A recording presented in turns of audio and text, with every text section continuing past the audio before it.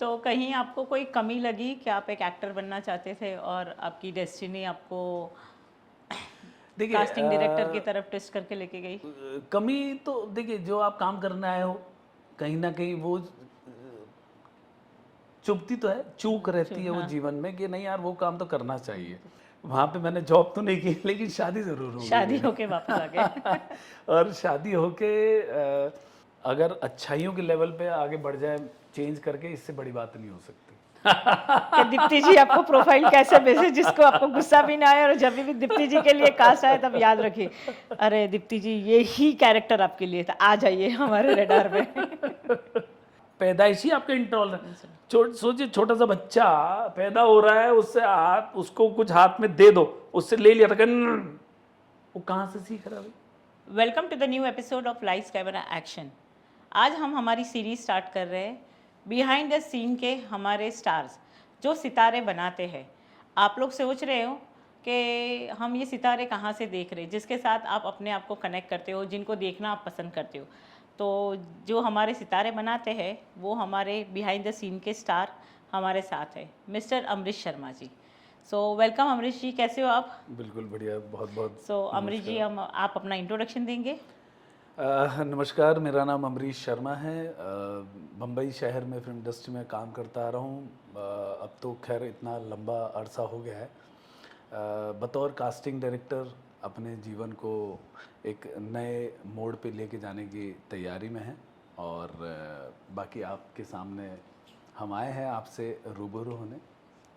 अमरीश जी को मैं 20 साल से जान रही हूँ और हम लोगों ने काफ़ी सारे प्रोजेक्ट साथ में किए हैं। तो आज हम जानेंगे अमरीश जी की जर्नी। अमरीश जी, ज़रा आपको हम फ्लैशबैक में लेके चलते हैं। कास्टिंग की दुनिया में आपका पहला कदम कैसे पड़ा? क्या एक कॉन्शियस चॉइस थी या फिर एक डेस्टिनी का सरप्राइज ट्विस्ट? नहीं, कॉन्शियस चॉइस तो नहीं थी। By default? ये डेस्टिनी तो कह सकते हैं ओके। इसको, क्योंकि जो मेरा जीवन शुरू हुआ था वो थिएटर से स्टार्ट हुआ है, और दिल्ली मंडी हाउस में काम करता रहा हूँ। वहाँ से ही एक एक्टर का छोटा सा जन्म वहीं पे हुआ, और उसको बड़ा करने के लिए बम्बई शहर में पदार्पण किया, और वहाँ से फिर एक बतौर कलाकार नई जर्नी शुरू हुई जीवन की। मेरी पहली फिल्म है अब तक 56, जिसमें विलास कैरेक्टर है, सेकंड एनकाउंटर होता है मेरा। नाना पाटेकर जी हैं, नकुल वैद, और बहुत अच्छा एक्सपीरियंस था। उसके अलावा और भी 2-3 फिल्में, टीवी सीरियल्स किए हैं, और वो एक अलग ज़माना था, एक अलग दौर था, और कलाकार बनने की भूख, और उस भूख में हम इतने बढ़ते चले गए। काम भी अच्छा किया, बट डेस्टिनी कुछ और थी कि शायद मुझे लगा कि ऊपर वाला यही चाहता है कि बेटा तू, मैं तुझे इसलिए खड़ा कर रहा हूँ कि तू लोगों को काम दे। लोगों को काम दे। काम तो मैं तुझे दूंगा, हाँ। तू लोगों को ओ, काम दे। तो बस बाय गॉड ग्रेस यही जीवन है और चलता आ रहा है। तो ये शुरुआत हुई कैसे, मगर आपने पहला शो कास्ट कैसे किया या फिर आपको मैं ओपनिंग कैसे किया आपने? मेरी अचानक एक फेस होता है कि यार कुछ, पर एज एन एक्टर कुछ मज़ा आ नहीं रहा है। और मैं बात कर रहा हूँ आज से 15 साल पहले की, तो उस वक्त के ज़माने और अब ज़माने में ज़मीन आसमान का अंतर है। और तब चांस नहीं मिलता था, और जो भी आप अपनी डेस्टिनी के साथ मेहनत करके जो कर सकते हैं किया, और सभी लोगों के साथ है। लेकिन एक मौका, यूटीवी उस वक्त बहुत बड़ा था, रोनी स्क्रू वाला जो उसके ओनर थे, और वहाँ पर मेरा एक मित्र है, मदद था उस वक्त, और उसने मुझे फ़ोन किया कि सर आप कास्टिंग में काम करोगे? मैंने कहा यार कास्टिंग तो समझ में आती नहीं क्या है। तो बोले एक्टर्स होते हैं उन्हीं को चांस देना है। मैंने कहा हमको चांस लेना है, हम दूसरों को आपको चांस चांस दें। देना। तो बोले बहुत अच्छा वो है फील्ड, और थोड़ा थोड़ा मुझे ज्ञान था क्या कैसे होता है, फिल्मों के एक्टर्स के नाम और कुछ चीज़ें माइंड में चलती थी। तो मैंने सोचा चलिए इसको एक बार ट्राई करते हैं। तो यूटीवी में पदार्पण हुआ, वहाँ पे इंटरव्यू हुए और उसके बाद फिर कुणाल सिंह उस वक्त कास्टिंग डायरेक्टर थे, तो फिर उनके साथ मैंने अपना करियर स्टार्ट किया। और वहाँ स्टार्ट करने के बाद जो हंगामा चैनल लॉन्च हुआ था बहुत बड़े लेवल पे, तो 2 साल यूटीवी में अपने आप को थोड़ा निखारा।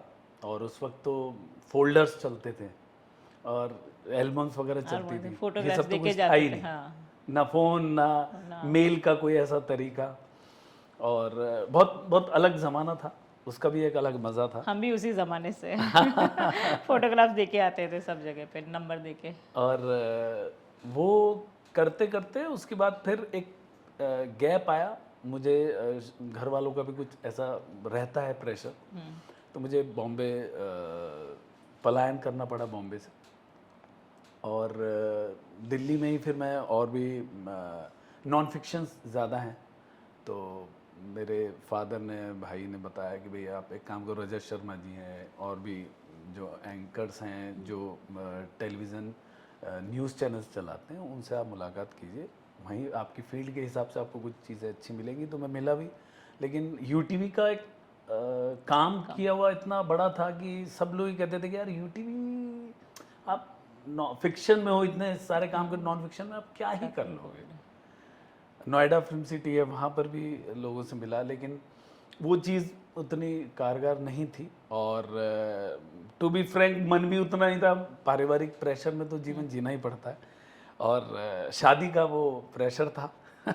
बहरहाल वहाँ पे मैंने जॉब तो नहीं की, लेकिन शादी ज़रूर हो गई। शादी होके वापस आ गए। और शादी होके वहीं दिल्ली में ही एक इंटरनेशनल फिल्म बन रही थी फेस्टिवल के लिए, और बॉम्बे से क्रू गया था और वहीं के लोग भी थे, मुझे जानते थे। उन्होंने कहा यार आप आ जाओ का डायरेक्शन में भी और कास्टिंग भी कर देना। तो वहाँ दिल्ली में शुरुआत हुई, और होते होते वो शूट जो है वो बॉम्बे प्लान कर लिया कि भाई बॉम्बे निकलना है सबको। वहाँ से मेरी वापस एक रीबर्थ जर्नी स्टार्ट हुई, और मैंने कहा चलो ठीक है, जो प्रभु चाहते हैं। और शादी के बाद फिर मैं बॉम्बे आया, जो कि सबसे बड़ा कठिन काम होता है बॉम्बे शादी के बाद बॉम्बे आना, शादी के बाद और अपने जीवन को आगे बढ़ाना नहीं है, इतना आसान नहीं है। बाय गॉड ग्रेस ये चीज़ें हो गई, और आज काम करते करते आज आपके सामने हमें हम सौभाग्य आपके प्राप्त सामने हुआ। हैं, मैं आप तो कहीं आपको कोई कमी लगी कि आप एक एक्टर बनना चाहते थे और आपकी डेस्टिनी आपको देखिए कास्टिंग डायरेक्टर की तरफ टेस्ट करके लेके गई? कमी तो देखिए, जो आप काम करने आए हो कहीं ना कहीं वो चुभती तो है, चूक रहती है वो जीवन में कि नहीं यार वो काम तो करना चाहिए। और वो मुझे लगता है कि एक पारिवारिक ज़िंदगी के साथ आप बहुत सारी चीज़ों को देखते चल रहे होते रिस्पॉन्सिबिलिटी हैं, को लेके। तो रेस्पॉन्सिबिलिटीज़ के बाद आप आंख बंद करके जी नहीं सकते। तो क्यों ना पहले, क्योंकि settle देखिए कलाकारी जो है ना वो जीवन में कभी ख़त्म नहीं होती, अगर एक बार दिख जाए कि हाँ भाई तू कुछ कर सकता है, और उसके लिए कोई उम्र भी नहीं है। तो अब पोजीशन ये है कि महादेव और बजरंगबली का प्यार आशीर्वाद है, अब एज अ कलाकार जीवन को शुरू करने का प्लान चल रहा है। अरे वो तो करेंगे, जो कीड़े होते हैं वो कभी शांत नहीं होते, उसको चाहिए, वो किक चाहिए ही, वो टाइम आते हो भी जाता है। जी। इसीलिए महादेव जैसे आइकॉनिक शो की कास्टिंग के बारे में कुछ बताएं। अरे वो मेरे दिल के बहुत करीब है वो शो, और हमने भी कास्टिंग की थी उसमें। जी जी जी जी जी याद है मुझे। और महादेव एक्चुअली क्या है, मैं धीरज जी के यहाँ पे था क्रिएटिव आई लिमिटेड में, जहाँ पर जब मैं वापस आया हूँ बम्बई शादी के बाद, तो जो फिल्म थी वो फिल्म तो हो गई, लेकिन वो फिल्म पूरी नहीं बन पाई। और मुझे क्रिएटिव आई में ऑफ़र आया कि भाई ऐसे ऐसे आप क्रिएटिव आई में आइए। फिर मैं धीरज जी से मिला, और तब घर की लक्ष्मी बेटियां, मायका, बहुत अच्छे हिट शोज चल रहे थे। तो वहाँ जब मैंने शुरुआत की तो वो मेरे एक नया जीवन था। और शादी के बाद भी, बम्बई आने के बाद, एक कलाकार को थोड़ा सा साइड में रख के और एज अ कास्टिंग डायरेक्टर लोगों को चूज़ करना और इतना आसान नहीं होता है, और वो एक निष्पक्षता के हिसाब से करना विदाउट एनी फेवर इतना आसान नहीं है। और वहीं पर ही एक बड़ा अच्छा शो आया जहाँ यामी गौतम ने काम किया, और वो शो था ये प्यार ना होगा कम, कलर्स पे आया था, और तब आईपीएल सीज़न 2 आया था आई थिंक, नया नया। और वो शो इतना अच्छा, और यामी बहुत नई लड़की और बहुत खूबसूरत, और इवन बालाजी से भी बड़ा अच्छा कॉम्प्लीमेंट मिला था कि बहुत अच्छी लड़की कास्ट की है। वहीं पर ही फिर इमेजिन चैनल लॉन्च हुआ, तो देवोलीना जो बिग बॉस में आई थी, तो देवोलीना को पहला चांस वहीं क्रिएटिव आई से ही मिला। आपने लॉन्च किया था जी। उसको? चंदन आनंद हैं, जब मैं यूट्यूब में था तो चंदन आनंद को एक दूरदर्शन का एक शो आया था, बड़ा हिट था, महर, वहाँ चंदन आनंद ने अपनी शुरुआत की, तब मैं वहाँ पे काम कर ही रहा था। और ऐसे बहुत सारे कलाकार हैं जिनका मतलब मेरे द्वारा कुछ अच्छा काम हो गया, और उन्होंने अपनी एक अच्छी नई जर्नी को पकड़ के निकल के गए आगे। क्रिएटिव आई में 7 साल बहुत बड़े थे, और उस 7 साल में धीरज जी के साथ रह के बहुत चीज़ सीखी। और वो एक्टर भी थे ना धीरज सर? हाँ, धीरज जी एक्टर, डायरेक्टर और प्रोड्यूसर। और तब शोज़ भी माइथोलॉजिकल उनका वो था जॉनर, और चैनल भी लॉन्च हुए, वीरा वाली आया, 9X लॉन्च हुआ, इमेजिन चैनल लॉन्च हुआ, तो काफ़ी अच्छी भरमार थी, और काफ़ी अच्छे अच्छे एक्टर्स को मौका दिया। इनफैक्ट पंकज भाई भी आए थे, पंकज त्रिपाठी जी, तब अभी वो याद आ रहा था ना, आपने रिजेक्ट किया था उनको? नहीं, ये सब नहीं, ये सब चीज़ें नहीं है, वो जो कैरेक्टर जहाँ में फिट नहीं थे। जो जहाँ फिट होता है वो वही वाली होता बात है। हाँ। लेकिन एक बहुत अच्छा एक्सपीरियंस था क्रिएटिव आई के साथ। और जब वहाँ से मैं हटा हूँ तो मुझे महादेव ने बुलवाया, जब मैं देवों के देव महादेव शो में गया हूँ, और वहाँ से जब मैंने शुरुआत की तो वो एक अलग ही एक्सपीरियंस था। मतलब आप ये समझिए कि टेलीविज़न में महादेव एक ऐसा शो जो 3 साल चला, और रिकॉर्ड ब्रेक, मतलब आप छोटी बड़ी जितनी टोटल एक महीने में कास्टिंग कर सकते हो, जो बड़े एक्टर्स काम करते आ रहे हैं, जो छोटे जा रहे हैं, स्टोरीज आती थी। तो आई थिंक उस वक्त की अगर मैं बात करूं तो 300 के आसपास एक महीने में एक्टर्स कास्ट किए थे। वहाँ पे माइथो शोज में कास्टिंग बहुत ज़्यादा होती है जी, ना, और तो डिफिकल्ट भी होती है अरे क्योंकि थोड़ा बहुत लैंग्वेज वगैरह का परीक्षा भी ली मेरी महादेव ने। हाँ। और वहाँ पर मैंने चमत्कार भी देखे। एक छोटा सा किस्सा है, हम लोग ढूंढ रहे थे महादेव का अंश, जो अंधक कैरेक्टर का नाम था, अंधे, और उन्हीं का ही अंश था, उनके पसीने से निकला था। और वो कैरेक्टर के लिए ट्राई कर रहे थे काफ़ी लोगों को, तो मानव गोहिल हैं, सीनियर एक्टर हैं, उनको अप्रोच किया तो उन्होंने कहा यार मेरे पास डेट्स नहीं है, थोड़ा फंसा हुआ हूँ। मैंने कहा देख लो। और महादेव एक ऐसा शो था कि किसी ने आज तक मना नहीं किया था। मतलब जब मैं जिस इंसान को मैंने फ़ोन किया, किसी ने मना नहीं किया कि मैं नहीं करना चाहता। Everybody said it's fabulous and I want to do, कभी हो तो प्लीज़ बताइए। और मुकद्दर वाला है जो जिसके लिखा है नसीब में, वो ऐसा शो है जो उसी को ही मिल सकता था। मतलब 3 साल से आदमी लगा हुआ कि सर एक चांस दीजिए, और कोई आया दिल्ली से कहीं से 6 महीने में उसको एक चांस भी मिल गया, ऐसा भी हुआ है। और वो मना कर दिया गोयल साहब ने, और मानव गोयल ने मना किया। देन हमने किसी और को अप्रोच किया, और ही सेड कि अच्छा ठीक है, ओके। और रात को सब कुछ हो गया, सुबह को वो पहुंचा है लड़का, क्योंकि मानव गोयल पे डेट्स नहीं थी, वो पहुंचा और सब कुछ किया उसने। शाम तक पता चलता है कि उसको चिकन पॉक्स हो गया। अगेन आई कॉल्ड मानव गोयल, मैंने बताया कि जी, मैंने कहा मानव यार ये तुम्हारी किस्मत में ही है, और ऐसे ऐसे एक इंस्टेंस ऐसा हो चुका, कह रहे क्या बात कर। मैंने कहा देन अगेन डेस्टिनी उनको ही करना था, और उन्होंने वो शो किया, और वो कैरेक्टर मतलब धमाल, बहुत मज़ेदार। ऐसे और भी कुछ छोटी छोटी चीज़ें रहीं मेरे जीवन में महादेव शो करते समय। तो आपके दिल के करीब था वो शो, बहुत बहुत बहुत और सबसे बेस्ट कास्टिंग आपको लग रही है कि आप उसी शो में कर चुके हैं? मतलब कमाल।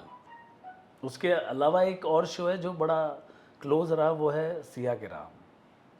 हाँ, वो हम लोग ने अनन्य अग्रवाल को कास्ट किया था, जी, छोटी जी, सिया को कास्ट किया था। सिया के राम तो मतलब वो एकमात्र शो है, कैन यू इमेजिन, कि पूरे टेलीविज़न में आज तक का जो 7 days a वीक और हैदराबाद रामोजी फिल्म सिटी में शूट हुआ है। Only one show till now पूरी इंडस्ट्री में। It's a big thing. अब किस तरीके से आप सोचिए कि हैदराबाद एक्सपोर्ट इंपोर्ट होता था। एक्टर्स को भेजना, क्योंकि उसमें छोटी छोटी कास्टिंग भी बहुत होती है, बहुत तो बहुत बहुत बहुत होती थी। होती है, तो थोड़ा मुश्किल भी हो जाता है कि आउट ऑफ बॉम्बे शूट होता है तो हमें वहाँ एक्टर्स पे को। लोकल कास्टिंग के लिए वहाँ पे ऑडिशंस जो हिंदी बोलते हैं जानते हैं उनको वहाँ से कास्ट करना, बाकी जो इम्पोर्टेंट है उनको यहाँ से करना, किसी की फ्लाइट छूट जाए, किसी का कुछ हो जाए, तो बहुत अलग टास्क था। रात के 1-1, 2-2 बजे भी माइंड जो है वो बड़ा हिलता बहुत ज़्यादा। जब आपने दिल्ली में थिएटर शुरू किया था तब सोचा था कि आप बॉम्बे में 18 साल बिताएंगे, कास्टिंग के वर्ल्ड में अपना नाम बनाएंगे? नहीं, बिल्कुल नहीं सोचा था, सोचा ही नहीं था ये। और ये हो गया बस। ये मालिक का बहुत बड़ा हाथ है, ऊपर वाले का, माता पिता का बहुत बड़ा सपोर्ट आशीर्वाद रहा, फैमिली का, और एक अच्छी जर्नी मैंने जी है। मुझे ऐसा कोई रिग्रेट वाला थॉट तो कभी रहा ही नहीं, अमरीश जी का नाम बहुत अच्छा है, इंडस्ट्री में एक नामी कास्टिंग डायरेक्टर है। बस ये आई थिंक आपने बहुत, प्यार आपके है। नीचे बहुत सारे कास्टिंग डायरेक्टर्स भी तैयार हुए हैं इंडस्ट्री में, आपने लॉन्च किए, कास्टिंग डायरेक्टर्स भी लॉन्च किए हाँ, आपने। काफ़ी लोगों ने काम सीखा भी है किया आपसे काम। साथ में, काफ़ी लोगों को गाइडेंस भी दी है। तो एक्टर्स है, मतलब ये बहुत बड़ा मैं खुद भी इस चीज़ को बड़ा अचरज महसूस करता हूँ कि बहुत बड़ा आशीर्वाद है कि, और मैंने एक माइंड में सोचा हुआ था कि नहीं, कहीं ना कहीं लोगों को एक सही सलाह देनी बहुत ज़रूरी है। बाकी उसके हाथ में जो उसकी किस्मत, लेकिन आप अपनी तरफ से किसी को गलत बेस्ट सलाह दे मत दो दो। अपनी तरफ से। लेकिन क्या है ना, अब सलाह देते देते फिर बीच में रुकना भी पड़ता है, क्योंकि लोगों को 5 उंगली बराबर नहीं, उसी हिसाब से 5 माइंड होते हैं अलग अलग। तो लोगों का अपना सोच भी ऐसी है कि फ्री की सलाह जो है ना वो जल्दी से हजम होती नहीं है। तो कैन यू इमेजिन, मुझे काफ़ी लोगों ने बोला कि आप ऐसे सलाह मत दिया करो, और then I have started consultation. जितने लोग आप मिलना चाहते हैं मैंने कहा okay, 1000 rupees per hour, it's a consultation, please come. और काफ़ी लोग आए, उन लोगों को बताया, समझाया हर चीज़, इंडस्ट्री में हाउ टू प्रेजेंट योरसेल्फ, कैसे क्या जीवन क्या करना है। मतलब लोगों ने इतना वो कहा कि बोले ना कभी कोई समझा पाया, मुझे लगता नहीं कि शायद सर कोई समझा पाएगा जैसा आपने समझा है। एक राह दिखा दी है। बोले आपने सिर्फ दिखा दी कि भाई चलना है बेटे, सब कुछ सामने है। तो मैंने ये तो करना ही चाहिए, और अपने जॉब के साथ जब तक आप ईमानदारी रखोगे ना, जीवन में कमाई आपकी लोगों के द्वारा बहुत अच्छी होगी। और वो बाउंस बो के आती भी है वापस यूनिवर्स अपने में पास, हर चीज़ वही है। आती भी है वापस। आपका पहला कास्टिंग प्रोजेक्ट था, कौन सा था पहला प्रोजेक्ट? देखिए पहले अगर मैं बात करूं, यूटीवी से ही अपना मेरा जीवन शुरू हो चुका था। शन्नू की शादी, शरारत, हंगामा चैनल लॉन्च हुआ, भाभी सीरियल बड़ा हिट था उस वक्त। और उसके बाद जब छोड़ने के बाद जब बम्बई वापस आया, तब क्रिएटिव आई में ये प्यार न होगा कम, मैं कह सकता हूँ। हाँ, एक वो सानिया शर्मा कौन थी उसकी लीड? यामी गौतम। यामी, अच्छा यामी गौतम थी। यामी के को लॉन्च किया, और उस वक्त जब घर की लक्ष्मी, बेटियां और मायका शो बहुत हिट शो थे। मायका रातों रात कहीं और प्रोडक्शन हाउस से इधर शिफ्ट हुआ क्रिएटिव आई में, और वहाँ पर जो होता है ना कि आप बड़े बड़े एक्टर्स उस वक्त के, उनको रातों रात हटा के नए एक्टर्स को कास्ट करना, वो बहुत चैलेंज था। तो वो करते करते फिर परिपक्व होते चले गए, और चैनल्स भी आए, इमेजिन चैनल आया, 9X आया, नए कलाकार आए, और बहुत सारे नए कलाकार को क्रिएटिव आई में जन्म दिया, वो वाला हिसाब। सेकंड जो ये प्यार न होगा कम के बाद जो शो था वो एक बहुत प्यारा शो था, जो उतना नहीं चल पाया, इमेजिन चैनल ही फ्लॉप हो गया था। दैट वाज प्रीतो, सबकी लाडली प्रीतो। अंकिता शर्मा उसमें लीड थी। 5 बहनों की स्टोरी, जहाँ पर देवोलीना को लेकर आए, जहाँ पहला चांस देवोलीना को वहाँ से मिला। और महिमा मकवाना छोटी बहन बनी थी, जो आज अच्छा काम कर रही है। हाँ, वो भी बच्ची काफ़ी हिट हो गई है, बहुत लंबा कर रही है, अच्छा काम कर रही है वो। करेक्ट। चलो अभी बात करेंगे कास्टिंग का प्रेशर कितना होता है। प्रेशर ही प्रेशर है। देखिए ये कास्टिंग का जो प्रेशर है ना, ये ऐसा प्रेशर है कि ये कभी भी उठ सकता है। और चाहे आप सो के उठे हो सुबह और चाहे आप सोने जा रहे हो रात को, तब तो प्रेशर तो कमाल है। और अगर हम इसको बड़ा स्ट्रीमलाइन करके लेके चलें तो बहुत ज़्यादा प्रॉब्लम्स नहीं है। फिल्म और वेब में तो बिल्कुल नहीं है।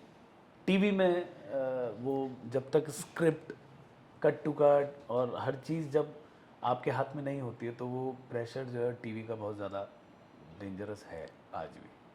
फिल्में और वेब में क्यों नहीं है? क्योंकि कास्टिंग तो वहाँ पर भी होती है। देखिए ये बहुत अच्छा प्रश्न है। एक्चुअली क्या है, वहाँ पर 2 ही लोग होते हैं एक्टर के बीच में। इधर कास्टिंग डायरेक्टर है, इधर डायरेक्टर है, एक्टर बीच में है।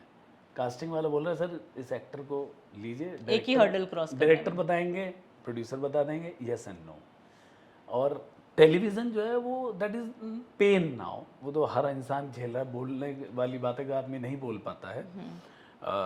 यहाँ पे चैनल्स बहुत हैं, हर्डल्स इतने ज़्यादा हैं कि अगर किसी को समझ ही नहीं है और वो क्रिएटिव अगर आपके साथ काम कर रहा हो तो आपका हालत सोचिए क्या होगी। तो यहाँ पे क्रिएटिव भी है, यहाँ पे प्रोड्यूसर भी है, फिर उधर यहाँ से आप फिल्टर करो तो फिर उधर चैनल भेजना है, वहाँ माँ बाप बैठे हुए हैं, उनके माइंड में फिर क्या चल रहा है कि हाँ जो हमने फ़िल्टर कमाल भेजा है, नहीं मज़ा नहीं आ रहा, 5 मिनट, और हमने कितना पूरा दिल लगाया होगा, तो वो 5 मिनट पहुँचते ही रिजेक्ट हो जाते हैं। वो पेन है। कारण तो बताए क्यों नहीं पता रहता, उनको खुद को नहीं पता होता है ना, इट्स वेरी सैड। क्योंकि सेंस नहीं उनको, कास्टिंग की सेंस नहीं उनको, क्रिएटिव की सेंस है और हमें कास्टिंग की सेंस है। अब वो कहना तो बड़ा बेमानी हो जाएगा। नहीं ये हम भी झेलते हैं, क्योंकि हम भी आपकी डांट खाते हैं और हम भी बोलते रहे अमरीश जी इतनी अच्छी कास्टिंग करके दी, क्यों समझ में नहीं आ रही है आपको। और ये है टेलीविज़न तो बड़ा दुखद है और वो ऐसे ही चलता रहेगा। नहीं वो उसका भी कुछ आएगा सॉल्यूशन, हर चीज़ का आया है। तो यहाँ भी आई थिंक बीच में बैरियर्स है वो हट जाएंगे धीरे धीरे, डायरेक्ट जो कनेक्टिविटी है वो इजी हो जाएगी। होना चाहिए एक्चुअली। अब टेलीविजन में वो चीज़ होनी चाहिए जहाँ पे तो थोड़ा इजी भी हो जाएगा, बढ़े। हाँ। वो फेथ नहीं है, प्रोड्यूसर का फेथ होना चाहिए ना कि भाई आप बताइए, हाँ आपको कौन समझ में आ रहा है, आपको मैंने हायर कर दिया तो आप बताइए आपके हिसाब से कौन सा बेटर ऑप्शन, वो भेजिए, उसका मजा है। क्योंकि कास्टिंग हमारा सेंस है और कास्टिंग का नॉलेज हमें है ज़्यादा। करेक्ट। तो कम से कम कास्टिंग डायरेक्टर को टेलीविजन में उतना फ्री हैंड और वजन देना भी चाहिए, जहाँ पे वो खुल के काम करने की कोशिश करता है। अब आप कहीं ना कहीं अरे नहीं यार मज़ा नहीं आ रहा, मज़ा नहीं, आप बोल भी नहीं रहे हो कि मज़ा क्या होता है, ये मज़ा जो नहीं आ रहा है कैसे। उसी दबाव में, फ्रस्ट्रेशन में कास्टिंग वाला अपने आप को एक उस जोन में खड़ा कर देता है कि हाँ भाई अच्छा सुनो यार कुछ ऐसे ऐसे है, आपके पास कुछ ऑप्शन है, भेज दो। तो वो आप देना चाहोगे क्रीम, लेकिन क्रीम में उनको समझ में नहीं आ रहा, तो आप फिर क्या कर रहे हो, आप दे रहे हो बल्क, और उस बल्क में कोई भी जा रहा है, तो वो काम का मज़ा नहीं है। आपका कोई ऐसा कास्टिंग जिसको आपको खुद ने अप्रिशिएट किया हो और आपको कहीं से अप्रिशिएट मिल नहीं this is the right choice baby वाला, जहाँ पे आपको लग रहा मीन्स जो एक सेटिस्फैक्ट्री वाला होता है ना, क्योंकि मैंने अभी बाल शिव कास्ट किया तो बहुत सारे काम कास्ट किए हैं ना, तो मुझे भी ऐसे सेटिस्फेक्शन होता है कि नहीं ये तो राइट चॉइस था, और ये सेटिस्फेक्शन वाला। काशीबाई बाजीराव, रिया को कास्ट किया था जी टीवी सोबो फिल्म्स का, दैट वाज मतलब आप ये समझिए कि वो जितने बच्चे थे वो सारे बच्चे नए, उन बच्चों को लॉन्च करना और उनसे काम करवाना इट्स नॉट सो इजी। और उसमें जो काशी बनी Riya, she was looking absolutely amazing, iconic show था वो। यस। और बेशक एक छोटा टेन्योर था, लेकिन बहुत प्यारी कास्टिंग, बहुत प्यारे लोग, और जितना कोशिश की जा सकती थी उस शो को अच्छा करने के लिए सब लोगों ने मेहनत की और अप्रिसिएशन भी मिला। तो वो तो शो है जो जिसमें आपके दिल के करीब है वो अरे, भी। और जो सिया के राम हैं वो मुझे ऐसा लगता है कि सोचिए टेलीविज़न में क्या रावण कैरेक्टर प्ले करने के लिए एक्टर नहीं होंगे, लेकिन कुछ नया चाहिए, वही कुछ 4 फेस जो पर्सनैलिटी वो रावण वाली लेके आ सकते हैं, उन्हीं को ढूंढने के बजाय। तो वहाँ पर एक मेहनत कह सकता हूँ कि बेंगलोर में अपना कन्नड़ा इंडस्ट्री का एक एक्टर जो वहाँ का स्टार है, कार्तिक जयराम, जिसकी हिंदी भी उतनी अच्छी नहीं थी, अमरीश भाई ऐसे बोलने वाला आदमी, उसको स्क्रिप्ट भेजी, बात की, उसने खुद शूट किया बाकायदा शिवलिंग के पास। मतलब वो कमाल, ऐसा जज्बा नहीं देखा इंडस्ट्री में किसी ने इस तरीके से अपने आप को प्रेजेंट करके रावण के लिए भेजा हो। और वो जो भेजा और उसको देखने के बाद ही channel and producer everybody said कि yes he is the Ravan. तो कार्तिक जयराम मतलब वो खुद भी he is the gem of the person, वो खुद भी बोला कि अमरीश भाई ये रोल मेरे लाइफ का बहुत क्लोज और बहुत बड़ा रोल है, और उसको बहुत सी पहचान मिली। यहाँ पे लोग काफ़ी जानने लगे बॉलीवुड में, और साउथ में, अब कनाडा में तो उसके लिए और बड़ा प्लेटफॉर्म हो गया है। तो सिया के राम तो खैर है, और वो लड़की लॉन्च की हम लोगों ने, साउथ की हीरोइन थी मदराक्षी मुडले, उसको सीता बनाया। मराठी कलाकार थे जिनको सिया के नाम में इधर अच्छे रोल्स में लेकर आए। कैकई मतलब कभी नहीं हो सकता था ऐसा वाला हिसाब, हम सोचे थे सिमोन के लिए, लेकिन आई कौन, गुरुशा कपूर। गुरुशा कपूर मतलब खुद भी नहीं सोच रही थी कि मैं कैकई लगूंगी।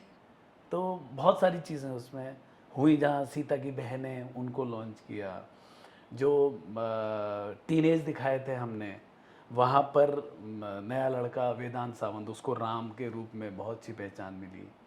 तो बहुत अच्छा वो रहा सिया के नाम, जिसमें काफ़ी नए नए लोगों को चांस दिया, और बड़ा अच्छा लगता भी है कि चलो यार इसको अच्छा काम मिला, ये डिजर्विंग करता है, चलो इस बच्चे को बहुत अच्छा काम मिला।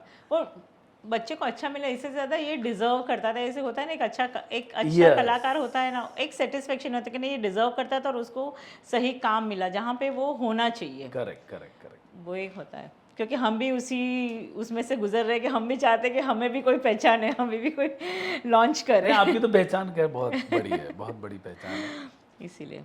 अच्छा, अभी थोड़ा कास्टिंग रिलेटेड बात करते हैं, क्योंकि एक कास्टिंग डायरेक्टर को आज हम लेके आए, तो जो एक हर्डल्स है जो बहुत सारे एक्टर्स क्रॉस नहीं कर पाते, तो उनकी वजह क्या है? क्योंकि एक होता है ना कि उन्होंने ऑडिशन दिया तो उनका एक, भाई हमारा सिलेक्शन क्यों नहीं हो रहा है, तो थोड़ा हम उसकी डिटेलिंग में बात करेंगे। देखिए सबसे बड़ी प्रॉब्लम पता है क्या हो गई है, पिछले हर 5 साल में इंडस्ट्री का ट्रेंड चेंज होता जाता है। और आज अगर मैं कहूँ किसी को, हर आदमी कहता है एक्टर बनना है, एक्टिंग करनी है, अरे हो नहीं रहा, ये नहीं हो रहा। लोगों को क्राफ्ट पे काम करने की इच्छा नहीं रही। अगर आप क्राफ्ट पे काम करोगे, घोड़े की नाल की तरह, अगर आपने लगा लिया सारे प्रेमचंद से लेके जितनी भी किताबें हैं वो आप पढ़ना, आप हर कला के क्षेत्र में आप अपने आप को किस तरीके से जी सकते हो, वो पागलपन बहुत ज़रूरी है।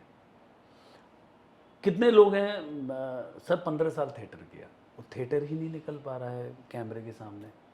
आप बैलेंस तो करना पड़ेगा ना हर चीज़ को, कंपटीशन बढ़ता जा रहा है। एक्टर्स के साथ मैं तो यही कहूँगा कि एक्टर को ना अगर उसको लगता है कि हाँ मैं एक्टिंग कर सकता हूँ, चाहे वो MBA किया हुआ है, चाहे इंजीनियरिंग किया हुआ है, चाहे डॉक्टरी किया हुआ है, वट एवर यू फील, आपको लगता है कि चमक दमक वाली ज़िंदगी है, यहाँ पर आना चाहिए, ये माइंड में सबसे पहले लोगों के कौंधता है, उसके अलावा और कुछ नहीं है। जब उसको अंदर घुसता है तो उसको लगता है अरे बाप रे मैं कहाँ आ गया, ये तो सबसे दलदल लगता है अंदर, दलदल लगता है। Toughest field of the India है, जहाँ पे टैलेंट तो आपके पास है लेकिन कब निखरेगा नहीं पता है, किसकी आंखों में आप दिखोगे कि उस आदमी ने देखा और मुझे बना दिया। तो इट्स अनप्रेडिक्टेबल फील्ड, और यहाँ पर आप किसी को भी दोष नहीं दे सकते। कि भाई इसकी वजह से मेरे को एक्टिंग अच्छा काम नहीं मिला, इसकी वजह से नहीं। आप खुद ही हो जिम्मेदार विक्ट्री के भी, और आप ही खुद जिम्मेदार हो अपनी हार के भी।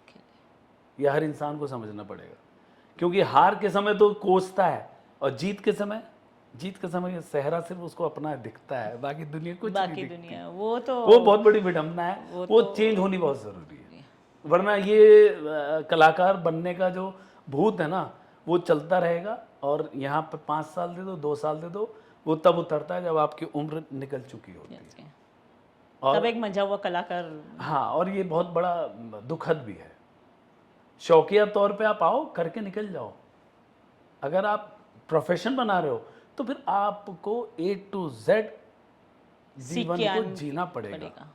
आपके सामने कोई इंटेलिजेंट और अच्छा मंझा हुआ कलाकार खड़ा है, आप अगर उस अधकचरा ज्ञान के साथ काम कर रहे हैं और वो पूरे ज्ञान के साथ बैठा है, वो तो आपको आगे बढ़ने ही नहीं देगा। आप क्या डायलॉग बोल रहे हो, वो क्या डायलॉग बोल रहे हैं, आपको उसने दबा दिया, आपने सोचा कि यार मैंने तो बहुत अच्छी एक्टिंग की, लेकिन आप जब पर्दे पे देखते हो कहते हैं यार मेरा सीन काट दिया। क्यों?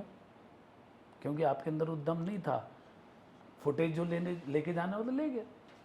और कलाकार के थॉट में ना आपको अपने काम पे ध्यान देना बहुत ज़रूरी है। आप दूसरे को देख के अंडर शेड हो जाओगे तो भी आपको कोई फ़ायदा नहीं है, छोड़ देना चाहिए। अदरवाइज आप एज अ कलाकार काम करना चाहते हो तो आपको 9 रस का ज्ञान होना चाहिए। आप पढ़िए, समझिए, थिएटर करिए। थिएटर में आप थिएटर क्यों किया जाता है? आपकी शुद्धता, आपकी विचार, आपकी बातचीत, आपके शब्द इतने क्लियर हो जाते हैं, आपकी आवाज़, आपकी पर्सनैलिटी, आप निर्भीक, आपके सामने लाइव ऑडियंस के सामने आप परफॉर्म कर रहे हैं, तो आपका भय तो वैसे ही ख़त्म हो गया। 1 शो, 2 शो, 3 शो, 10, 20, 25 आप रम जाते हो। आओ उसके बाद करो काम, बट इतना मत रमो कि आप कैमरे के सामने आके और आप अपने आप को, अपनी भाव भंगिमाएं इतनी लाउड कर दें कि वो क्या कि नहीं भाई ये कैरेक्टर ऐसा नहीं है। थोड़ा आप नेचुरल रियलिस्टिक बात करें, थोड़ा जैसा आप नेचुरल। अब उसको नेचुरल कहाँ से मिलेगा?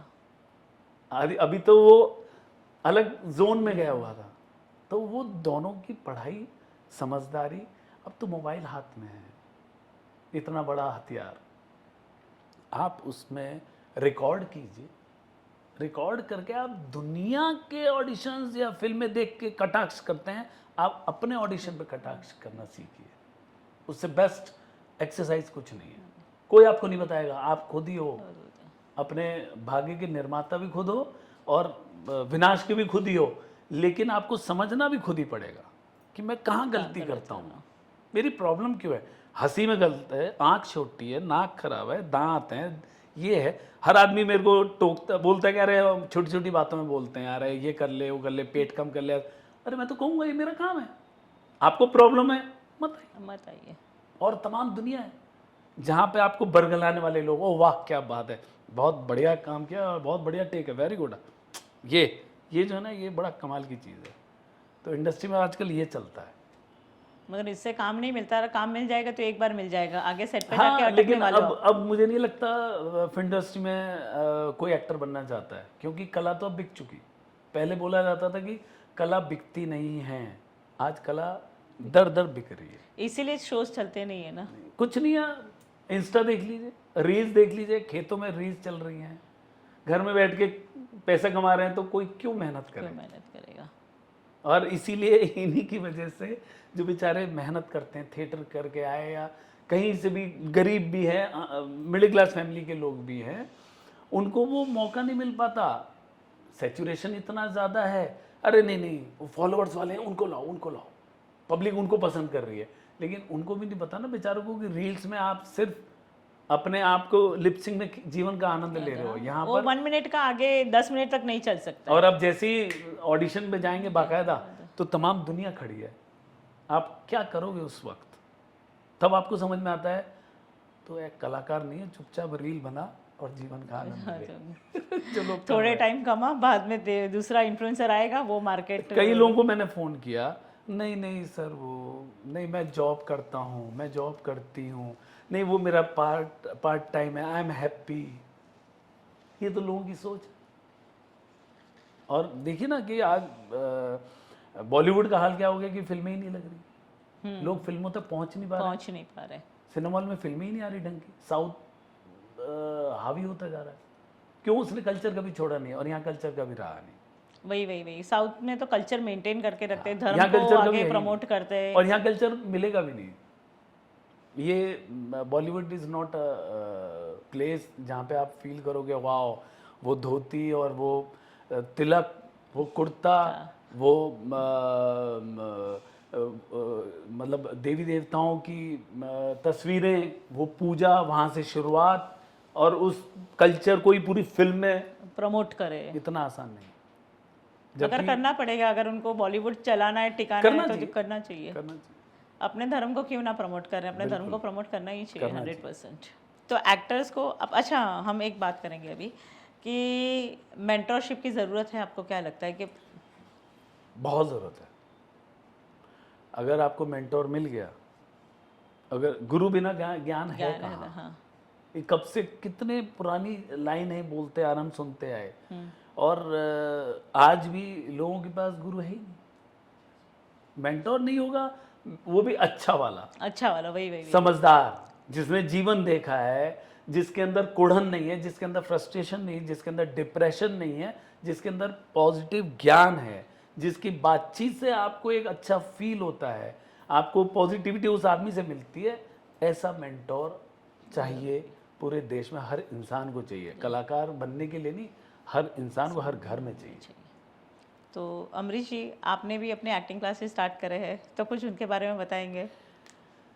मैं और पहले एक्टिंग क्लासेस स्टार्ट करने का रीज़न भी होता है कि क्यों किया आपने? देखिए, आज की डेट में जो एक्टिंग क्लासेस तो खैर अब तो दुनिया दे रही है, और हर घर में हर इंसान बोले मैं पढ़ाऊंगा तुम्हें। वो कितना पढ़ा लिखा है वो किसी को नहीं समझ में आता। चला स्टार्ट करने का एक ही वो राय ध्येय, आप कम से कम उनको वो शिक्षा तो दे दो जिससे कि वो अपना एक कदम ऑडिशन कैसे अच्छा दूं और कैसे अपने आप को प्रेजेंट करूं, उतना दे दो। बाकी उसके मुकद्दर है ना, वो करेगा मेहनत। वर्कशॉप में क्या करवाया जाता है? हर इंसान की अपनी सोच अलग है। कितने इंस्टीट्यूट्स हैं, कोई पैसा लेना चाहता, मैं तो कहता हूं कि सारे इंडिया में जितने इंस्टीट्यूट हैं सब पैसा लो। मैं कहता हूं सब लूटो, लेकिन ज्ञान दो। कमबख्त टीचर अच्छे रखो, ज्ञान दो। लूटो, खूब लूटो, क्योंकि दुनिया लगी है लूटने के लिए। बेचारी लूटने वाले की क्या प्रॉब्लम? लूटने वाला भी तो खड़ा ही है ना, उसको भी जल्दी है, बस स्टार बना दो, स्टार मेरे को आना है। कितने मेरे पास उदाहरण है। लेकिन क्या कर सकते हैं, हमने तो हाथ ही जोड़ने, नहीं भैया जाओ मेहनत करो, ये पैसे अपने पास रखो, ऐसा ना हो कि कोई और अगले कदम मिले तो तुम्हें स्टार बना दे, तो इसको रख के और चुपचाप निकल जाओ। ऐसा भी हुआ है। तो ये जो वर्कशॉप का जो मेरा ध्येय रहा है वो यही रहा है कि आपको एक तो जो आप काम कर रहे हो, ठीक है, जो आपकी व्यक्तित्व है, अब आपके अंदर जो नेगेटिविटी पॉजिटिव क्या है मुझे नहीं पता, आप जैसे ही आप घुसे आप वो चीज़ वहाँ ख़त्म कर दो। आप जब वहाँ अंदर बैठे हो तो अब आपको ये पता है कि मुझे कलाकार बनना है, मैं कला के लिए आया हूँ, मैंने ये पैसे डाले हैं, मैं ये टाइम है मेरा, और मैं इसमें अपनी ललक दिखा के सीखूँ। और जित उन्होंने किया है अच्छे काम भी कर रहा। निखिलेश राठौर, मिठाई सीरियल में अच्छा काम मिला, उसके बाद अभी स्वास्थ्य आपके स्टूडेंट से सर? वो मेरा, हाँ मेरा स्टूडेंट। और जब मैंने स्टार्ट किया था तो विनोद नाहडी जी हैं, एसआरसी रेपेट्री के सीनियर एक्टर हैं, वो टीचर थे और बहुत अच्छा लोगों को पढ़ाया। काफ़ी लेडीज़ हैं उनको काम मिला, लड़कों को लड़कियों को काम मिला। अब देखिए, उंगली आपको पकड़ के चलाना सिखाया जाता है, तो उसमें आपको फिर खड़े होकर खुद चलना है, उंगली आपको छोड़नी पड़ेगी। अब आपको लगे कि बस इसी उंगली के सहारे जीवन है, कभी नहीं है। अब इस कोविड से पहले स्टार्ट किया था, और कोविड के बाद तो खैर हर चीज़ एकदम बदल गई। तो फिर क्यों ना मैंने और एक मेरे मित्र हैं वेद भारद्वाज जी, सीनियर पर्सन है, डायरेक्शन मतलब very good theatre director, direction में काम भी किया है एज एसोसिएट, और कास्टिंग डायरेक्टर है, एक्टर बहुत बढ़िया है। हम दोनों ने मिलके फिर एक क्यों ना थिएटर और कैमरे को एक साथ समन्वय किया जाए, और हम लोगों ने फाइन एक्ट थिएटर कंपनी के नाम से स्टार्ट किया, जिसमें लास्ट ईयर हमने एक प्ले भी किया नए बच्चों के साथ, और 1.5 इंच ऊपर, बड़ा अच्छा प्ले था, लोगों की डिमांड भी थी। अब नई वर्कशॉप बच्चों के साथ स्टार्ट कर रहे हैं, और उन्हीं बच्चों को मतलब 2 महीने की हम लोग वर्कशॉप करते हैं, जिसमें 3rd मंथ में उन बच्चों को जो सिखाया है आपको जीवन का, अब एक प्ले खड़ा किया जाएगा। उस प्ले के माध्यम से आप अपने आप को प्रेजेंट करो, जहाँ पे बाकी पब्लिक आती है, देखती है, सराहना करती है, तो आपको एक कॉन्फिडेंस लेवल दिखेगा कि हाँ मैं कहाँ खड़ा हूँ। और उसके बाद फिर अब आप बाहर निकलिए, अब जीवन को देखिए, करिए। मेरा एक ही मकसद होता है, कैमरा पॉइंट ऑफ व्यू वो मेरे पास है, मुझे पता है dos and don'ts, how to present yourself, कैसे निकलना है आपको। मेरा यूएसपी यही है कि आपको क्या करना है, क्या नहीं करना है, किसके पास जाना है, किसके पास नहीं जाना है, आपका लुक कौन से कैरेक्टर में, कौन से सीरियल में जमेगा। क्यों आप बालाजी के बड़े अच्छे लगते हैं शो में जाएंगे, जब आप कैरेक्टर फेज, आप वहाँ नहीं जाओ, जरूरत ही नहीं है वहाँ टक्कर मारने की। समय वेस्ट मत करो, आगे निकलो, कोई है ही नहीं आगे, निकलो, निकालो ही कहाँ से। कास्टिंग वाला खुद अपने जीवन में फंसा हुआ है, वो जो सिखा रहे होते हैं वो मोस्टली कास्टिंग वाले ही। मैं कहता हूँ कि सिखाओ, लेकिन अच्छा सिखाओ, अच्छा सिखाओ, पैसे लो, लेकिन सिखाओ बढ़िया, कि वो बोले। मैं तो ये चाहता हूँ कि बाहर जाके लोग बोले कि अरे फाइन एक्ट थिएटर कंपनी जिंदाबाद, अमरीश शर्मा, वेद भारद्वाज, यही हैं वो लोग जो जीवन में आपको बहुत अच्छी शिक्षा देके सामने खड़ा कर सकते हैं। इससे इतनी गट फीलिंग्स के साथ बोल सकते हो। हाँ नहीं नहीं, I can 100% agree to it. मैं तो सबको बोलता हूँ कि फाइन एक्ट थिएटर कंपनी आओ, ज्वाइन करो और देखो अपनी लाइफ को आप कहाँ से कहाँ निकलते हो, और बाहर जाके बोलोगे, ये मेरा दावा है कि हाँ हम 0 थे लेकिन हम एक लेवल ऊपर निकल के यहाँ से जा रहे हैं। इतना बोलना बहुत होता है। और मैं तो जितने एक्टर्स भी हैं या डायरेक्टर भी हैं जिनसे बात भी करता हूँ, तो उसी लेवल बात करता हूँ कि ये है, ऐसा ऐसा है, बाकी आप बताइए आप क्या करना चाहते हैं। स्पष्ट ज़्यादा बोलना ना हानिकारक होता है। हाँ, और उस हानिकारक चीज़ को मैंने बहुत झेला भी है, लेकिन मेरे को फ़र्क नहीं पड़ता। मैंने सोचा कि नहीं, ज़्यादा स्पष्ट बोलना ज़्यादा अच्छा है। 5 मिनट दुख होगा उसको, लेकिन 15 दिन का आराम भी है उसको। क्यों? क्योंकि उस जर्नी में उसको हर आदमी प्रताड़ित करने वाला मिलेगा लेकिन उसको आदमी एक ही मिला, वो बाद में आएगा फिर कि नहीं आप सही थे। कहीं ना कहीं उसको अभी नहीं तो आगे जाके भी वो फील होगा कि नहीं, अमरीश जी कह रहे थे वो सही होना चाहिए। और हुआ, बहुतों को हुआ, लोग बोलते भी हैं। और प्लस और माइनस हर जगह है, कमियां हम में भी हैं, कमियां आप में भी, कमियां दुनिया सब में हैं। आप कमियों को अगर अच्छाइयों के लेवल पे आगे बढ़ जाए चेंज करके, इससे बड़ी बात नहीं हो सकती। लेकिन वो इतना आसान नहीं है। लोग तारीफ भी करते हैं, लोग बुरा भी बोलते हैं, मुझे फ़र्क नहीं पड़ता। आप अपना काम शिद्दत से करते रहो, महादेव साथ में है, और क्या चाहिए। बहुत नॉलेजेबल और प्रोडक्टिव ये है एपिसोड। टीवी और फिल्म की कास्टिंग में सबसे बड़ा डिफरेंस क्या है? टीवी और फिल्म की कास्टिंग में डिफरेंस कुछ नहीं है। आप कलाकार हो, टीवी में ड्रामा ज़्यादा चलता है, टीवी में पेशेंस कम है, टीवी में आपको एज अ कलाकार बस पढ़ना है और खटाक से बोलना है, वहाँ पे समय नहीं है। आप अपनी परफॉर्मेंस और मैं मेथड एक्टिंग करूँ, मैं ये करूँ, उतना समय नहीं होता। फिल्म और वेब में इतना क्योंकि आराम से बनती है एक बड़ी चीज़ जिसमें पैसा इतना लग रहा होता है, तो वहाँ पर समय लेकर ही कलाकार को एक अपने आप को प्रेजेंट करने का मौका मिलता है। और इसीलिए आज के दौर में लोगों को फिल्म और वेब में ज़्यादा कंफर्टेबिलिटी लगती है। जिनको लगता है कि मैं अच्छा एक्टर हूँ, उनको समय दिया जाता है, बाकायदा सीन समझाया जाता है, प्रॉप्स होती हैं, बहुत सारी चीज़ें हैं, और वहाँ पर कोई बैरियर नहीं है, आपने परफॉर्म किया, डायरेक्टर को पसंद आया, हाँ होगा या ना होगा, दैट्स ऑल। एक्टर्स को लगता है कि कास्टिंग सिर्फ एक एडिशन होता है, बट बिहाइंड द सीन्स क्या रियल गेम चलता है जो उन्हें नहीं पता? बिल्कुल चलता है। कास्टिंग डायरेक्टर्स कहीं ना कहीं अपने उसका पोस्ट का वो उठाते हैं लाभ, बिल्कुल उठाते हैं। मैं इस बात को डिप्लोमेटिक जवाब नहीं दूंगा, बिकॉज पांच उंगली बराबर नहीं है, पांच कास्टिंग डायरेक्टर की सोच बराबर नहीं हो सकती। हर डायरेक्टर का, कास्टिंग डायरेक्टर के अपना काम करने का तरीका है, एक्टर की सोच है, सोच को बदल नहीं सकते। कोई मेरे बारे में अच्छा सोच रहा होगा, पांच लोग मेरे बारे में गलत सोच रहे होंगे, वाइस वर्सा। और भी कास्टिंग डायरेक्टर्स हैं, तो बिहाइंड द सीन क्या चल रहा है क्या नहीं चल रहा, ये एक्टर के माइंड की खिचड़ी पकती है। चल रहा है लेकिन आपको उतना ध्यान देने की जरूरत नहीं है।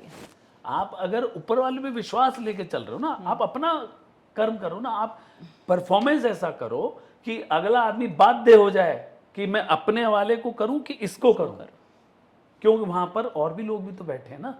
तब आपकी किस्मत का सितारा चलता है। तब प्रभु कहते हैं ना कि बेटा जो मैं चाहता हूं तू वो कर। लेकिन इंसान सोचता है कि जो मैं चाह रहा हूं वो तुम करवाओ, वो ऐसा हो नहीं सकता।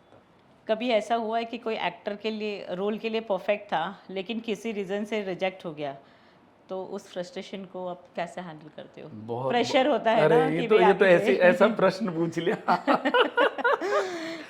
अरे कितनी बार हुआ है, कितनी बार इतने सालों में, कितने, अरे क्यों नहीं लिया यार इस लड़के को, अरे यार ये फादर के लिए बहुत अच्छा था, ये मदर के लिए बहुत अच्छा, अरे यार क्या करे, ये बहुत सारी चीजें होती है।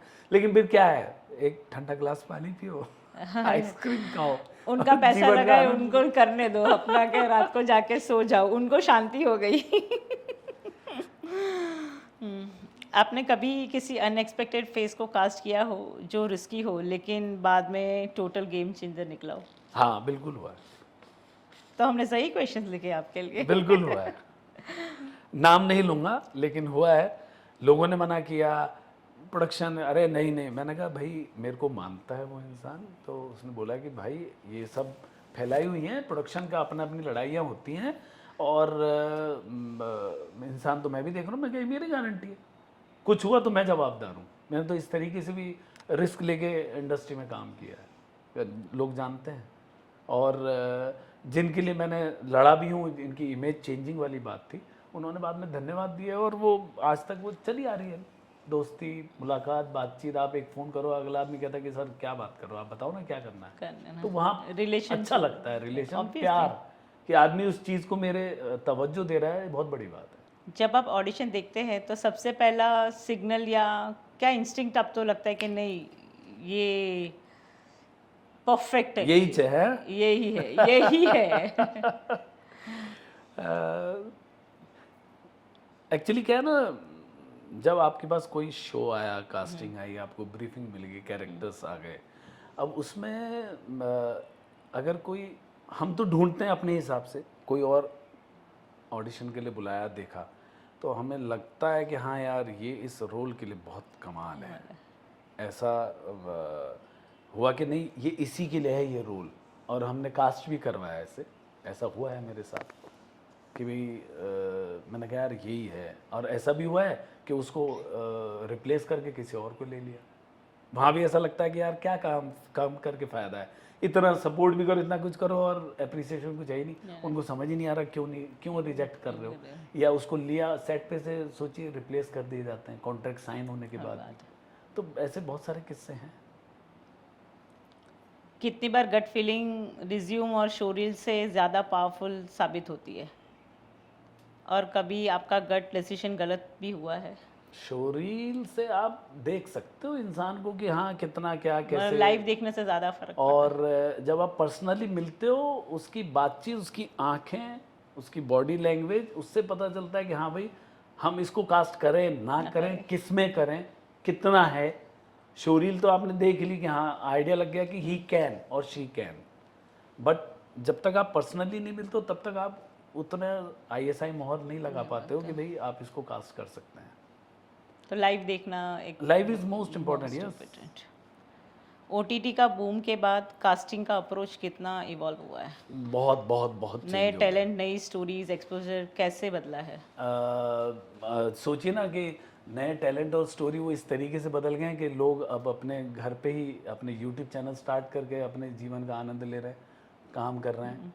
उनको किसी इंडस्ट्री से लेना देना नहीं, किसी एक्टर से लेना देना नहीं।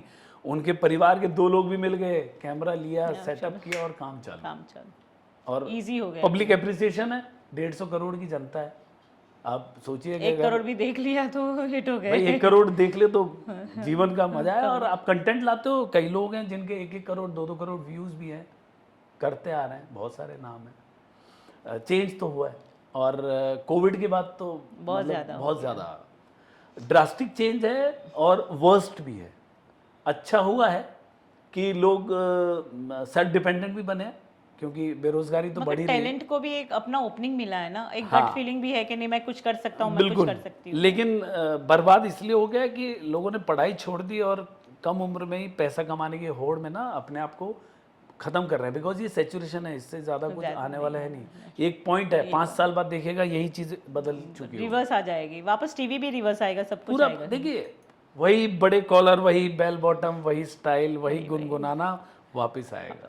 Social media influence, reality show stars, क्या आप एक्टिवली इन प्लेटफॉर्म्स के टैलेंट को भी स्काउट करते हो? हाँ, बहुत स्काउट किया, उसके बाद कान पकड़ लिए कि ये मेरा टेस्ट नहीं इनसे ना हो पाएगा। है। तू भाई उधर ही रह। मैं तुझे रात को देख के खुश हो जाऊंगा। आजकल ऑडियंस रिलेटेबल चेहरे डिमांड करती है, तो क्या आपको भी कास्टिंग में पिक्चर परफेक्ट वैसे रियल या डिलेमा फील होता है? नहीं, बिल्कुल नहीं होता। बिकॉज आप end of the day public को वही दिखा रहे हो जो आप खुद समझ के चल रहे हो। पब्लिक चॉइस अगर देखने लगोगे तो आप काम नहीं कर पाओगे, ये फैक्ट है। और कोई भी फिल्म की अगर वेब की बात करें तो कोई भी डायरेक्टर प्रोड्यूसर पैसा लगा रहा है अपनी चीज़ को हिट करने के लिए, चाहे वेब हो फिल्म हो। वही टेलीविज़न का मसला है। टेलीविज़न में प्रॉब्लम क्या है कि टेलीविज़न में बैरियर्स ज़्यादा रहते हैं। और टेलीविज़न में एक प्रोडक्ट को खड़ा करने के लिए चैनल अपने आप को दिखाता है, प्रोड्यूसर सोचता है यार मैं क्या कर रहा हूँ, क्रिएटिव कहता है मैं क्या कर रहा हूँ, कास्टिंग वाले का तो फिर बहुत सारे हेड्स इन्वॉल्व है। तो हर इंसान एक कोई नहीं है ना, सरदार कोई नहीं है। चैनल कोई सरदार मान लिया गया है। क्यों? क्योंकि दे आर पेइंग। न्यूकमर्स और स्टार फेसेस के बीच बैलेंस करना कितना मुश्किल है? थोड़ा मुश्किल है। ईगोज सबकी होती हैं और जिनको ईगो सेटिस्फाई करने नहीं आती किसी को, तो उसके लिए तो प्रॉब्लम है। और जो लोग ज़्यादा समझदार हो चुके हैं तो उनको पता है कि बैलेंस कैसे करना है, किसको कहाँ उठाना है, किसको कहाँ बिठाना है। बट आज के दौर में जितने नए बच्चे भी हैं कास्टिंग में, उनको पेशेंस तो है ही नहीं, खैर ज्ञान भी नहीं है बेचारों को। और वो बैलेंस तो आप इस जोन में छोड़ ही दीजिए, नहीं हो पाएगा। उतना आसान नहीं है। यंग एक्टर्स के लिए एक ऐसी चीज़ जो उन्हें कास्टिंग कॉल से पहले ज़रूर पता होनी चाहिए? हाँ बिल्कुल, उसको ये पता रहना चाहिए कि मैं वाकई में एज एन एक्टर काम कर पाऊँगा। उसकी अंतरात्मा ये बोल रही है और वो पहले अपने चेहरे को 25-60 बार, चाहे वो लड़का हो लड़की हो, आईने में देखे और ये समझे कि जितने कलाकार हैं इनके बीच में मैं कुछ कर पाऊँगा या कर पाऊँगी। उसके बाद वो फिर आगे निकले। अगर वो किसी को देख के आंख बंद करके काला चश्मा पहन के आ रहा है तो फिर तो भगवान मालिक है उनके। ऐसे आई थिंक 80% चेहरे ऐसे हैं, सिर्फ 20% है जो, क्योंकि 80% तो बढ़ गए हैं, बढ़ गए। हाँ 20% हैं जो काम कर रहे हैं, जिन्होंने मेहनत की है, वो हमारे आंखों के सामने है, उंगलियों पे हैं। तो अब तो खैर बहुत ज़्यादा सैचुरेशन हो चुका है। अब तो आलू की तरह है एक्टर। एक पहले एक ऐड आता था बड़ा कमाल का, नॉक करते थे, आपके दांतों में नमक है, लीजिए पेप्सोडेंट। आजकल ऐसा हो गया जो मैं सबको बोलता हूँ, आपके घर में एक्टर है, हाँ वो मुन्नू इधर बेटे एक्टिंग करके दिखा। अब ये हाल है एक्टर और क्रिकेटर। यही दो मैं देख रही हूँ। टैलेंट या नेटवर्किंग 2025 में कास्टिंग में ज़्यादा वेट किसका होता है? टैलेंट का तो है, नेटवर्किंग ज़रूरी है, लेकिन टैलेंट सर्वोपरि है। नेटवर्किंग बहुत ज़रूरी है बट टैलेंट सर्वोपरि है। और उसको आप अछूता नहीं कर सकते, बशर्ते आपकी उतनी नॉलेज होनी चाहिए कि आप उसको उस तरीके से समझ जाएं। अदरवाइज आप नेटवर्क में फंस गए ना, तो आप अपनी ग्रोथ भी नहीं समझ पाते और आप डिसीजन मेकर भी नहीं बन पाते कि अगले आदमी के अंदर टैलेंट था यार, मेरे को पकड़ना चाहिए था, मैं मिस कर गया। और वही आदमी किसी और आदमी के थ्रू काम कर रहा है जो उतना नॉलेजेबल शायद ना हो, आपके लिए उस आदमी की नज़र में ये हो जाता है कि अरे इन्होंने जानबूझ के नहीं किया। ऐसा है। कोई एक्टर अगर आपके रेडार पे आना चाहता है आपको बिना अनॉय किए, तो बेस्ट तरीका क्या है कि दीप्ति जी आपको प्रोफाइल कैसे भेजे जिसको आपको गुस्सा भी ना आए, और जब भी दीप्ति जी के लिए कास्ट आए तब याद रखिए अरे दीप्ति जी ये ही कैरेक्टर आपके लिए था, आ जाइए हमारे रेडार पे। देखिए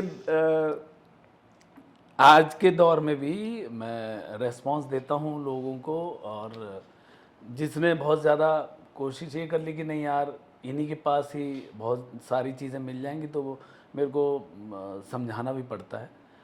but I am very clear, मैं लोगों को हेल्प के लिए रहता हूँ, किया भी है। काफ़ी लोग बोलते भी गए, लोग कास्टिंग डायरेक्टर्स हैं लेकिन फ़ोन नहीं उठाते, रिप्लाई नहीं करते। उनकी भी सबकी विडम्बना है। हाँ, हर आदमी रोज hundreds of profiles आते हैं, तो हर एक कितना को आप रेस्पॉन्स नहीं दे कर सकते। सकते। हाँ, जितने आपको दिखता है कि वाकई में बहुत ये है, इसको सही ज्ञान देना चाहिए, वो दीजिए। लेकिन आप फ़ोन ना उठाओ, बट फ़ोन उठा के गलत तरीके से जवाब ना दो, समझा दो प्यार मोहब्बत से कि भाई ऐसे ऐसे ये चीज़ें हैं। क्यों? क्योंकि वो भी भाई किसके परेशान है पास वो भी जाएगा, बेचारे, उसको भी पता नहीं है वो कैसे किसके पास जाएगा। और मैं तो एक चीज़ बोलता हूँ, कास्टिंग डायरेक्टर्स को चाहे कोई भी हो ऑल ओवर इंडिया में, उसको एक चीज़ बड़ी ज़रूरी समझनी चाहिए कि आप कास्टिंग डायरेक्टर या तो बाई चांस बने हो या वाकई में आपने उसको चूज किया है, आपको शिद्दत से रेस्पेक्ट करके आपको काम हर एक करना एक्टर की रिस्पेक्ट करना करनी चाहिए और करना पड़ेगा। आज नहीं तो कल आप अपदस्थ होते हो, ज़्यादा समय नहीं लगता है। मगर किसका समय कब बदलता है पता भी नहीं नहीं चलता पता ना। चलेगा। ये तो मैं चाहता हूँ कि कास्टिंग डायरेक्टर्स को इतनी एक अंदर वो फील आना चाहिए अब कि भाई हमें ऊपर वाले ने एक बहुत बड़ा मौका दिया है, और आज जो कि कास्टिंग डायरेक्टर की पोस्ट को बड़ा मजाक में उड़ा दिया जाता है। कोऑर्डिनेटर्स भी हैं, वो भी कास्टिंग डायरेक्टर कहते हैं, अच्छा कास्टिंग डायरेक्टर हो, मतलब आप नए किसी ट्रेन में जा रहे हो, ओ यू आर कास्टिंग डायरेक्टर, तो ऐसा लगता है जैसे हम वो है आतंकवादी हैं, वो वाला फील आता है सबके माइंड में। तो वो इसीलिए आता है ना कि अपने ही आसपास के लोग उस चीज़ को मतलब ऊपर वाले ने को धन्यवाद देते हुए आपको करना चाहिए कि यार मैं लोगों को काम दे रहा हूँ, आप उसको नहीं समझ पाओगे तो वहाँ पर लोग तो उंगली उठाने के लिए बैठे हैं। और ये है, दुखद है, लेकिन जो आदमी समझ गया वो काम कर रहे हैं कास्टिंग वाले, जिनको पता है कि हाँ भाई शिद्दत से काम करना चाहिए, लोगों को काम दो। पॉलिटिक्स तो पूरी दुनिया में है, घर से ही शुरू होती है, बाहर तो बाद में है। नेपोटिज्म की बात होती है तो एक कास्टिंग डायरेक्टर का नज़रिया क्या होता है? ये एक मेजर इश्यू है,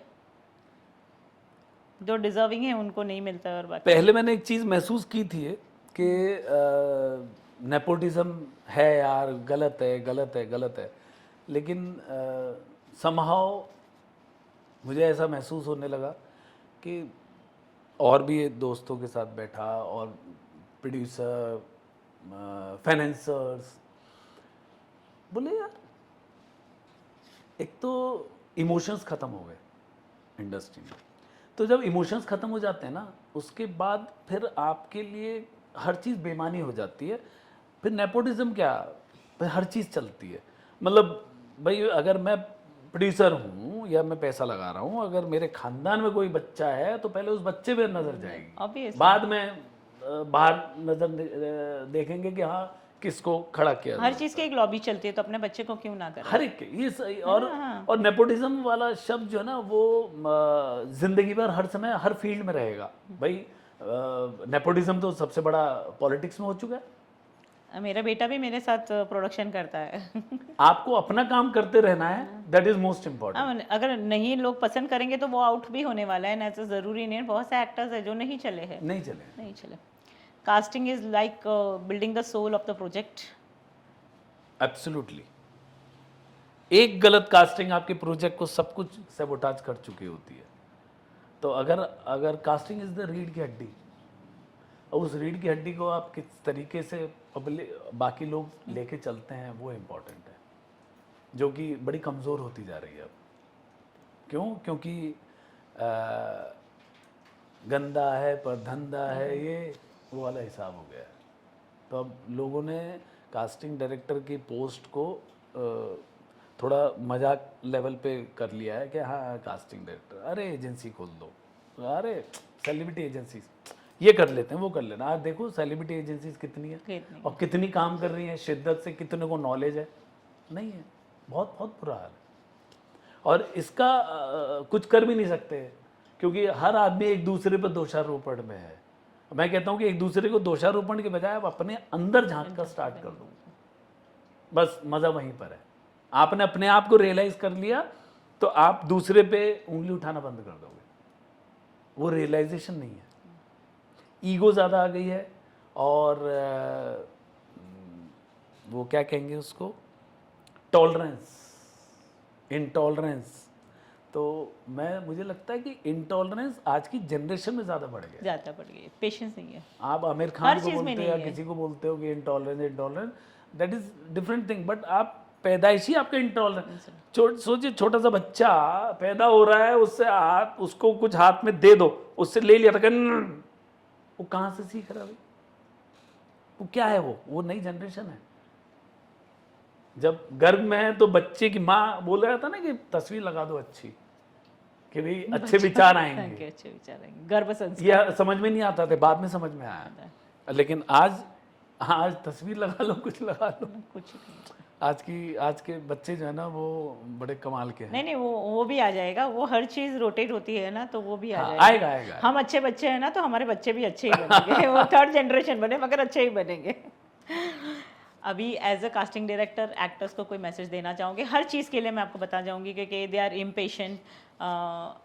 फिर आजकल जो एक काम नहीं मिलता है उसकी वजह से बहुत स्ट्रेस में रहते हैं। देखिए और अगर वो नहीं मीन सक्सेसफुल नहीं हो रहे तो क्यों नहीं हो रहे, तो अगर उनको छोड़ देना चाहिए करके एक सर्टेन लेवल। देखिए मैं तो सबको बोलता हूँ कि अगर आप एज एन एक्टर काम करने आ रहे हो तो अब एक समय सीमा दे दो। क्यों? क्योंकि ये कभी ना खत्म होने वाला सफ़र है और इसमें गुदगुदी हर समय होती रहेगी। बस अरे कल, बस परसों, बस नरसों हो जाएगा, बस होने ही वाला है। वो बस करते करते बस भी निकल चुकी होती है और आपका जीवन समय भी निकल जाता है। तो मैं तो यही कहूँगा सब लोगों को कि भाई जितने भी न्यू कमर्स हैं जो एज एन एक्टर काम कर रहे हैं, उनको अपने आप को तराशना बहुत ज़रूरी है कि भाई आप इस भीड़ में कहाँ खड़े हो। देख लो, समझ लो, जांच लो, टाइम लो। माँ बाप का प्यार और वो तिरस्कार आप जिससे वंचित हो वो उसको वापस ले लो, जाओ, हैप्पी गो लक्की जीवन का आनंद लो। आप बम्बई शहर में आए, आपने 2 साल में ये तो देख लिया ना कि भाई मेरे मन में क्या रहा, मेरे अंदर की जो क्षमता थी वो दिखा दी आपने। अब उसके बाद तो होप है। होप तो आप खेती करते रहो तब भी है, होप तो होप है। तो उस होप के जरिए आप अपना जीवन जी जाओ, उसका कोई मतलब नहीं। आज के दौर में माता पिता के साथ जीवन का आनंद लो, परिवार के साथ। बम्बई शहर से अच्छा आप अपने घर में हो। और अगर कलाकार बनना ही है तो फिर आपको सर पे बढ़िया सा पट्टी बांधनी पड़ेगी, ठंडी पट्टी, कि माथा गर्म ना हो और परेशानी कितनी हो, रिजेक्शन कितने हो, लेकिन आपके जीवन में एक ही चीज़ चलनी चाहिए कि नहीं, आई विल प्रूव इट, कोई नहीं और नया, ठीक है मेरे ये कमी है, ये कमी भी ख़त्म करता हूँ, ये कमी भी ख़त्म करता हूँ, आप निकल जाओगे। हमारे आंखों के सामने है जो लोग यहाँ पे रहे हैं ना, और जिनको पता था कि हाँ मेरे अंदर कैलिबर है, वही टिके और वही काम कर रहे हैं, दिख भी गए, हमारे आंखों के सामने दिख रहे हैं। वो एक्चुअली उनको पता ही नहीं है कि भाई मेरा यहाँ पे अभी नहीं काम नहीं है। नहीं है। मैं तो सबको बोलता हूँ कि भैया बॉम्बे छोड़ के तुरंत निकल जाओ, कोई ईगो हैसल मत रखो कि वहां पे ताने मिलेंगे, ताने तो यहाँ भी मिल रहे हैं। यहाँ मरने से अच्छा है अपने परिवार के प्यार में मरो ना। वो प्यार से वंचित क्यों रहना। मैं तो सब लोगों को बोलता हूँ कि अगर आपको 2 साल दे दिया और आपको दिखता है कि कुछ नहीं हो पा रहा है, छोटे छोटे रोल से कुछ नहीं होने वाला, तो उम्मीद तो बड़ी खतरनाक चीज़ है। तो इसीलिए आप अपने घर में जाओ और वहाँ पे जो माता पिता कहते हैं उनके हिसाब से काम करो। आपने अपना मन की जो कीड़ा था वो आपने खत्म कर लिया देख के। अगर नहीं खत्म करते हो, जबरदस्ती वहाँ पे बैठा रखा है किसी गल्ले पे, चल भाई काम कर, और आप देख रहे हो टीवी, मैं भी तो एक्टिंग कर सकता था, माँ बाप ने मेरी जिंदगी को दबा दिया, वो हो गया ना 2 साल में, जाओ निकलो निकल लो। और प्लान बहुत ज़रूरी है, जाना बहुत ज़रूरी है। प्लान ज़रूरी है। अगर नहीं गए ना तो वैसे ही देख रहे हो, डिप्रेशन, फ्रस्ट्रेशन, और उसके बाद सीधा आत्महत्या एंड हो गई है। इस एंड से बचने के लिए मैं तो चाहूँगा सब लोगों को कि भाई एक खुशी खुशी लाइफ जियो, बाकी जो होगा वो बस। चलता जाएगा। आप अपने आप को पहचान लो। पहचान लो। अपने आप को नहीं पहचान पाए और आप अंधी गलियों में घुसे रहे, और आपने अगर ये सोच लिया कि नहीं यार गलत हो लेकिन तब भी आप बोलोगे मैं सही हूँ, तो आप विनाश के लेवल पे आ चुके हो। आपका कुछ नहीं हो सकता। वो ईगो उनको नहीं, आप खुद ही अपने विनाश की कारक हो। दुकान हो। ये फैक्ट है, यही है जीवन, और क्या है। हमने बहुत सारी बातें की। अगर कोई ऐसा मैसेज छूट गया हो जो हमने नहीं पूछा हो और आप कुछ बताना चाहते हो? देखिए, एक बहुत अच्छी चीज़ जो आपने स्टार्ट की है, आप इसमें कैमरामैन को बुलाओ। हाँ, वो अभी हमारी एक नई सीरीज स्टार्ट हो रही है, उसमें आप इसमें डायरेक्टर को बुलाओ, उनसे पूछिए कि भाई आप बीइंग ए डायरेक्टर जब एक शो स्टार्ट हो रहा होता है तो आप उन लोगों को किस तरीके से संबोधित करते हैं। माँ बाप, लड़का लड़की, हीरो हीरोइन, नए लोग हैं तो उनको कैसे बोलते हो, और जो काम किए हुए हैं उनको। कोई भी डायरेक्टर मुंह से नहीं बोलेगा कि मैं गलत बोलता हूँ ना, नहीं, ऑल आर इक्वल। वो चीज़ पूछनी है हर इंसान। और जब भी आप कुछ नया सेगमेंट लाएंगे मुझे बताइएगा, मैं आपको प्रश्न दूंगा बढ़िया बढ़िया, और उन सब से पूछिए। हमारी कम से कम आपसे कनेक्ट करेगी। हाँ, आपकी जो इतनी बेहतरीन दीप्ति शाह लेकर आई हैं, उसको आगे बढ़ाने के लिए आपके बेबाक सवाल होने बहुत ज़रूरी है। बेबाक सवाल पूछोगी, वहाँ से जवाब कमाल मिलेंगे और पब्लिक तक पहुँचेंगे तो वो जागेंगे और सच्चाई पता चलेगी। मेन तो हमारा यही शो का यही पर्पस था कि हम सच्चाई लोगों तक ले गए। हाँ, और जितने भी लोग आपसे इंटरव्यूज आप ले रही हैं किसी भी फील्ड के हिसाब से, सबसे बोलिए कि जो सत्य है वो बोलिए। मैंने तो अपने जीवन में यहाँ बैठ के जो अब तक बातें कही, मैंने एकदम सत्य बातें कही हैं। और मैं बहुत रिस्पेक्ट करती हूँ, इस चीज़ के लिए बहुत रिस्पेक्ट करती हूँ, क्योंकि अमरीश जी ने मुझे डांट से एक्टिंग करवाई, अरे कास्टिंग करवाई, अरे दीप्ति जी एक अच्छा एक्टर नहीं दे सकती, अरे दीप्ति जी के ईगो पे आ गया और दीप्ति जी ने हीरा ढूंढ के निकाला है। सो थैंक यू अमरीश जी, आपकी वजह से हमने भी बहुत अच्छी कास्टिंग करना सीखी, क्योंकि अगर आप लोगों का प्रेशर नहीं होता तो शायद हम भी इतनी मेहनत करते अच्छे हीरे नहीं ढूंढ के लेके आते। हाँ, ये बात तो फैक्ट है। सो थैंक यू सो मच। आज ये दीप्ति शाह बनी है तो आप लोगों की वजह से बनी है, and thank you so much. आपकी मेहनत सबसे इम्पोर्टेंट है, प्यार हमारा हर समय आपके साथ है, लेकिन आपकी मेहनत, आपने जो कदम उठाया ना, ये सबसे प्यारा कदम उठाया, और आप बहुत लंबे सफर में निकली हैं और बहुत अच्छी बड़ी टीम लेके आगे पहुंचेंगे। आप करेंगे प्रोडक्शन हाउस भी स्टार्ट करना है, तो देखो आप लोगों के साथ मिलकर सब बेहतरीन होगा, और मेरी शुभकामनाएं हैं आपके साथ। और फाइन एक्ट थिएटर कंपनी के लिए आपको लगता है कि मेरे इस इंटरव्यू से और भी लोग आते हैं, अगर अप्रोच करते हैं लोग, तो उनको प्लीज़ बोलिएगा अपनी तरफ से कि जाइए और करिए वो वर्कशॉप, उसमें आपको वाकई में अपनी लाइफ में बहुत बड़ा चेंज मिलेगा। चलिए, अभी इंटरव्यू खत्म होगा ना, उसके बाद एक अपना पर्सनल इंटरव्यू ये बना के दे दीजिए आप, मैं वहाँ पे अपने पेज पे डाल दूंगी, BMC के पेज पे डाल दूंगी। सो thank you so much for being on this show. आपके साथ बात करके बहुत अच्छा लगा, बहुत प्रोडक्टिव था, बहुत इन्फॉर्मेटिव था। So thank you so much for watching this episode, and if you want to see your favourite stars on our show, तो please do like, share and comment in our comment section. So हम आपके favourite सितारे को हमारे show पे लेके आएंगे। Thank you so much. Thank you Amrish ji, thank you.